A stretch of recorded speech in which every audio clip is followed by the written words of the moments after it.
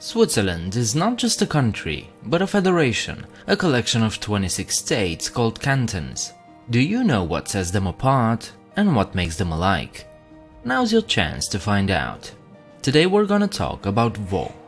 Once again, a million thanks to Gabriel Frund for helping me out with the research. Hello, and welcome to 7 Facts. Vaud is Switzerland's third largest canton by population, housing nearly 10% of all Swiss citizens.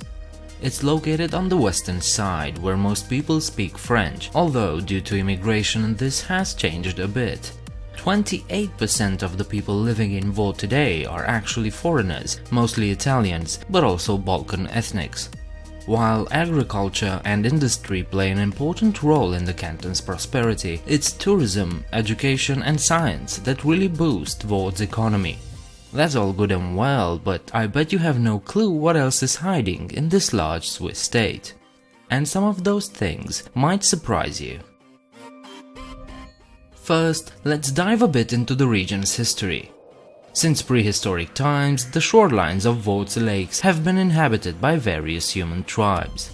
Eventually, the Celtic tribe of the Helvetii established themselves here, a name that stuck around to this day.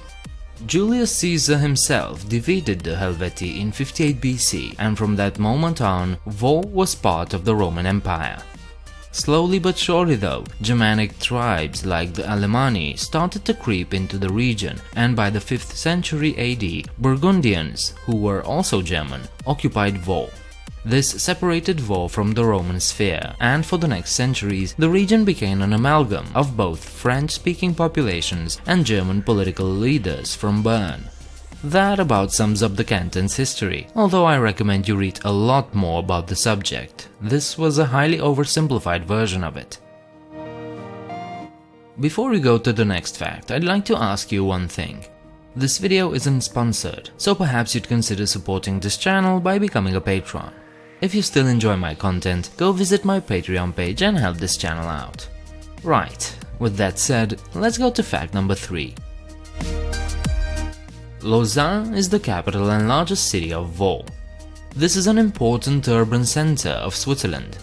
140,000 people live here, but together with its metropolitan area, that number goes up to 420,000. And if we include the even larger Lausanne-Geneva metropolitan area, we end up with over 1.2 million people. So yeah, it's an important place. Lausanne was established by the Romans, who in turn built it near a former Celtic settlement.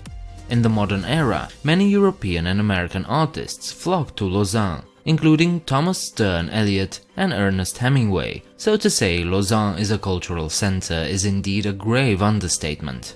Today Lausanne continues that tradition and is host to dozens of world-class educational centers, museums, theaters and international festivals. Not to mention their incredible architectural heritage that would delight even the most pretentious tourists. One of the greatest institutions found in Vaud is the International Olympic Committee. If you don't get who these guys are, they are the ones in charge of the Summer and Winter Olympics. Created by Pierre de Coubertin in 1894, the IOC organizes the modern Olympic Games after a 15th century pause. In case you didn't know, the Olympic Games are the continuation of the ancient Greek Olympiads, held in Olympia to honor Zeus and his son Hercules. The first modern Summer Olympics was held in Athens, Greece in 1896, and since then thousands of athletes from nearly every country have participated in the Games. And all of it was organized from the IOC, based in Lausanne, Switzerland. Wanna know what else lies in Vaud? The International Cycling Union, who's based in Aigle, Switzerland. These are the guys who organize nearly every official cycling competition in the world. These competitions include the famous and beloved Grand Tours, the Tour de France, Giro d'Italia and Vuelta a España. While not originally established in Aigle, the organization was moved here in 1992, not too far from the IOC. So you can thank Switzerland, and especially Vaud, for some of the greatest sporting events of the modern era. Switzerland has only one true metro system, and it is in Lausanne.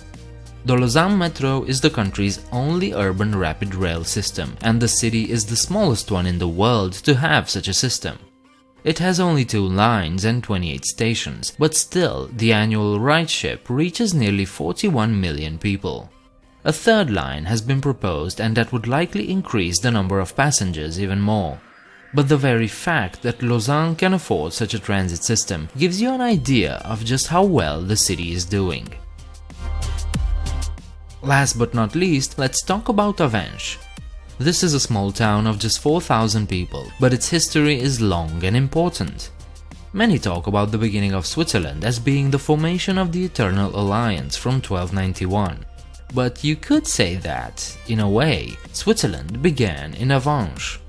You see, Avenches used to be Aventicum, the Roman capital of their province, Helvetii. This was around the year 15 BC, but the history goes back even further, as it was established near a Celtic settlement and named after the Helvetian goddess of spring, Aventia. This province eventually fell into the hands of the Alemanni, and Aventicum was abandoned. But it was resettled, and the name of the province it once ruled, Helvetia, is still used to this day to designate Switzerland as a whole. Please leave a like and subscribe if you enjoyed this content. Leave your comments downstairs, and don't forget there's a Patreon page where you can support this channel. I hope to see you next time. Bye.